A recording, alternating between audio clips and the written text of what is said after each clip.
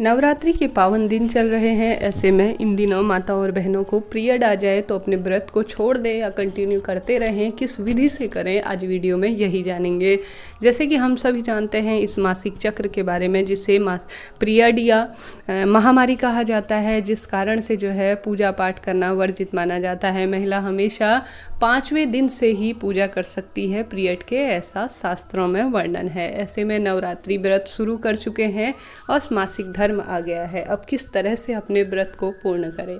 जैसे कि हम सभी जानते हैं नवरात्रि के दिन अपने आप में पावन होते हैं। इन चीज़ों में सात्विकता बहुत ज़रूरी है। मासिक धर्म में जो है आप पूजा पाठ की किसी भी वस्तु, भोग, माता रानी के वस्त्र, फूल या माता रानी की किसी भी सामग्री को छू नहीं सकते। इससे जो है पाप चढ़ता है और साथ ही दंड के पात्र होते हैं, ऐसी मान्यता है। ऐसे में आप सभी को व्रत तो नहीं छोड़ना चाहिए जितना संभव हो, क्योंकि व्रत छोड़ना सही नहीं माना जाता। अपने व्रत शुरू कर रखे हैं तो उन्हें उसी तरह से करें जैसे पहले करते आ रहे थे, परंतु उस क्रिया से आप सभी को दूर हो जाना होगा। कहने का अर्थ है पूजा पाठ की किसी भी वस्तु को आप नहीं छुएंगे, नहीं माता रानी की किसी भी चीज़ को आप स्पर्श करेंगे। उस स्थान से आप सभी को दूरी बना लेनी होगी, परंतु अपने व्रत को कंटिन्यू करते रहना होगा।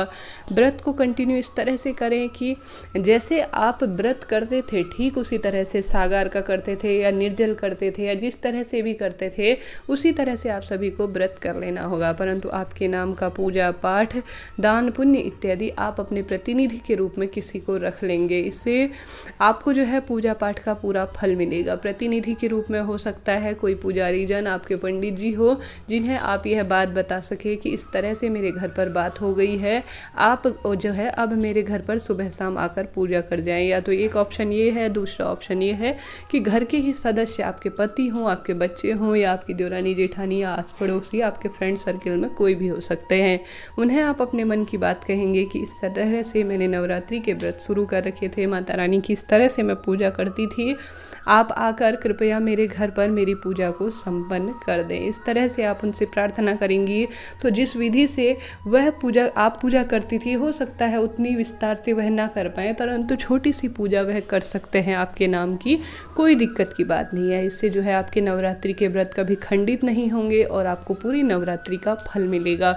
और साथ ही माता रानी से भूल चूक के लिए क्षमा प्रार्थी हो जाए कि हे माँ, मैंने आपके व्रत पूरी तरह से करने की कोशिश की, परंतु किसी कारणवश मैं जो है पीरियड के कारण पूर्ण करने में असमर्थ हो गई हूँ। मैं इस माध्यम से आपके व्रत को पूर्ण कर रही हूँ, आप मेरी पूजा स्वीकार करें।